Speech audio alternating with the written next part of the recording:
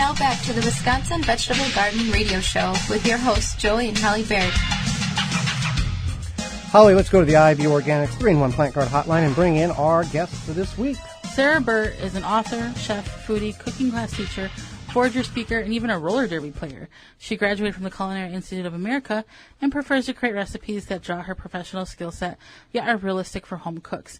She lives in Ohio, where she does all of these things and more. Welcome to the program, Sara. Sure.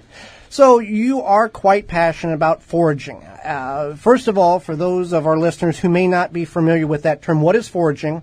And then how did you get into this this craft of foraging? First of all, foraging is going around and looking for edible plants and then bringing them home and enjoying them to eat. And I include under the umbrella of foraging not just wild plants, but ornamental trees that might be growing in your neighborhood. So you don't have to go out into the woods to forage. You can just forage in your neighborhood. And I got into it because I'm really restless and I'm cheap. I like to go on walks. And I started noticing all the wonderful plants in my neighborhood and started bringing them home. And that's the thing that people don't, realize, that you don't have to go down in the woods, across the creek and up the hill to find fruits or mushrooms or whatever the case is. If you just are a little more look around, people can be very surprised of what's very close to their residence. Exactly, yes. Every time you leave your house, you could be noticing plants. And you don't even have to be collecting them to be foraging. It's more about collecting ideas and observing patterns.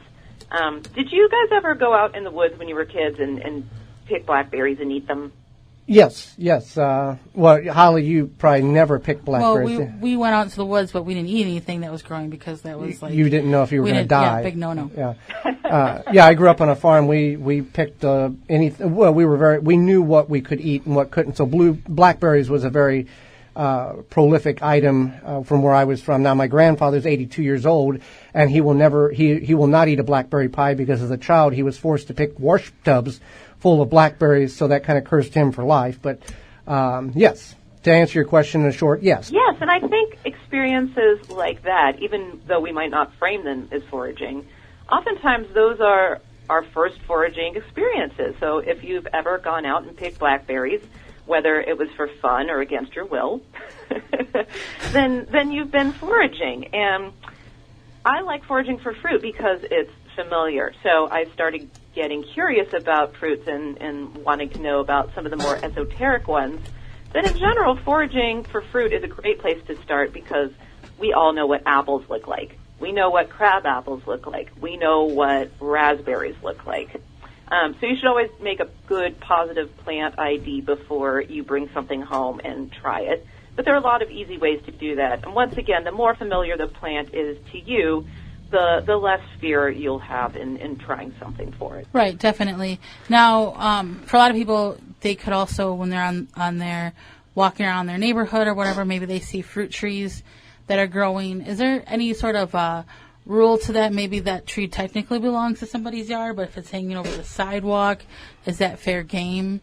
Does it depend on what's going on in the city? Or Yes, it depends on what's going on with the city. So there's a checklist I go through in my head.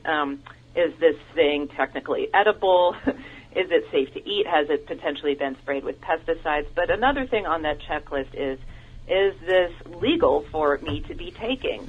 And there are ways you can find that out. Oftentimes if there is let's say a lemon tree and the branches are dangling over a fence onto the sidewalk side, then that fruit's fair game. But another question I ask is, will taking this make me a jerk?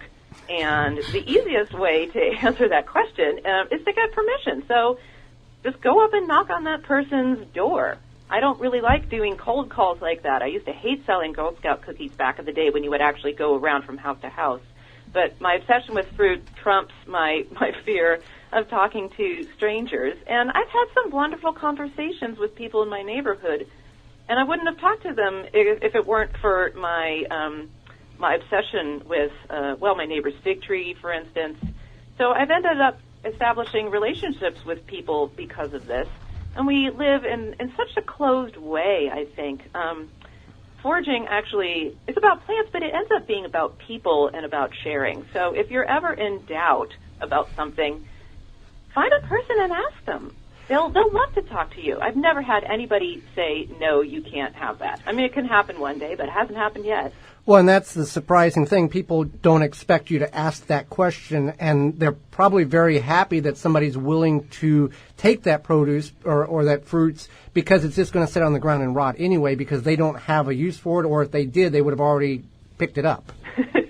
That's an excellent point, and I'm certain many of your listeners who have fruit trees have experienced they're a gift, but also a bane. And there have even been times when I've asked about a fruit tree and the people who owned the property didn't know what kind of fruit it was. This happened with a quince tree once, and I think even with a crabapple tree. You know, people move into houses and you inherit these trees, and they just might not be that into them. Or maybe you do love the trees, but you don't need 75 bushels of plums. Definitely. Now, many of us have a number of fails in the world of gardening, cooking, what have you, life, and that is a part of life. But you have a really positive outlook on failure.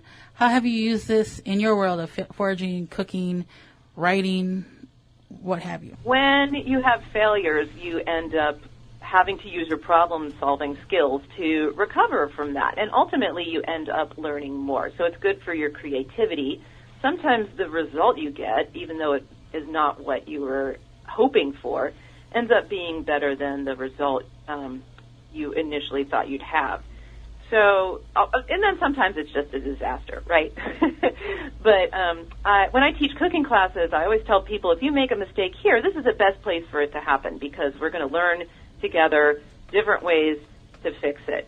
And in terms of gardening, sometimes failures can be difficult because you put a lot of work into it and you need to wait a whole year until you can try the thing again. But you learn more. These things, it's all part of the long game, whether it's making dinner or whether it's trying to grow tomatoes or whether I am harvesting autumn olives and I picked them too early. You just do it again and again and again. And through that repetition, you get these intuitive skills, and I don't think we have the opportunity to do that in our lives that much anymore. It's part of what we need, and it's part of what makes us human. So a failure it's just an experience that it's up to you to make it into something positive. And that's something, that mindset you can apply to so much in your life, too. Yeah, you have to take the negatives and turn into a positive and find something good about it. You love to cook at home, and who doesn't like a good home-cooked meal? Any advice on people who have a very hectic lifestyle, and how can they make that fit into their lives when they want to have that home-cooked meal, but that convenience of driving through the drive-through and paying $14 for a meal they vote for that other than the home-cooked meal? Yes.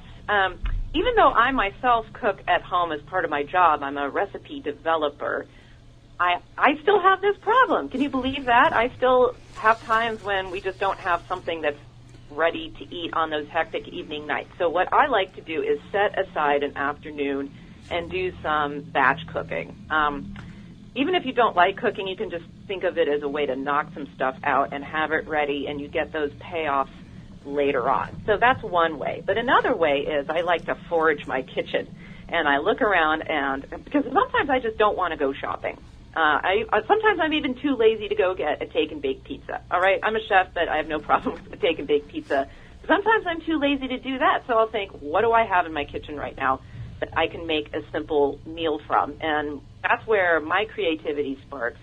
Some people might not feel very comfortable with that because that's just not how their brain works. But if you think of leftovers as shortcut ingredients instead of boring leftovers. So if you have mashed potatoes, maybe you can make them into mashed potato cakes, fry some eggs, put those on top, have a salad on the side. It's not that hard. You're cutting down your food waste. You're saving time because you're saving that trip to the store. And you kind of have a little win because you used your brain to solve a problem and you feel good about yourself. So that's my approach to home cooking. And that's probably I think there's something in that hopefully your readers can, that your listeners will be able to apply that makes sense in their own lives. Well, let's talk about reading. Let's talk about your book, The Fruit Forager's Companion. What can you tell us about that? Just kind of give us some little tips of what we can find when we go purchase the book. Definitely. This book is a foraging guide with recipes. So it tells you how to identify many different fruits. Some of them are quite familiar because they're growing ornamentally, like lemons, figs, pears. And some of them are a little more unusual. So I talk about service berries. I talk about autumn olives. I talk about, what else? Oh, spice bush. Lots of really fun, less familiar plants. So there's that whole range of them. But the other thing I do is tell you when to harvest them, how to identify them, how to store them, what to do when you have just a little handful, what to do when you have many, many, many of these things, and also tell you what the flavors are. That's something that's lacking in a lot of foraging guides. It's important to know how to harvest the plants and how to identify them. But as a chef, I want to know how things taste. So I give people recipes for a lot of these things too, and that way they can give something a shot, and the recipes are designed with flavor in mind. There are a lot of recipes for foraged things that are pies and preserves, and those are great, but you don't have to take foraged fruit and make a pie or a preserve just because that's what we're used to. Some of these have flavors that are better served by using them almost as spices or as accents. So those are things that I offer in my book. I give people tools for foraging, but also for thinking about flavor and the best way to highlight these ingredients they've gone out and gathered with so much love and care. Right. So, okay, tell us where we can find you and your books, your website, etc. Sure. You can find my website. It's sausagetarian.com, and that's spelled like sausage and vegetarian smashed together, all in one word.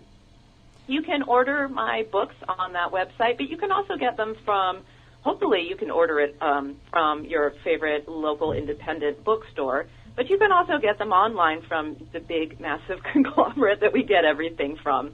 And once again, on my website, you can get my books as well. Well, Sarah, we greatly appreciate you taking time out of your day to enlighten us, Holly, myself, and all of our listeners when it comes to food foraging and what we need to be aware of and how to go about doing it. Oh, it's been a pleasure speaking with you. I appreciate you having me on the show. I had a great time. Absolutely. Thank you.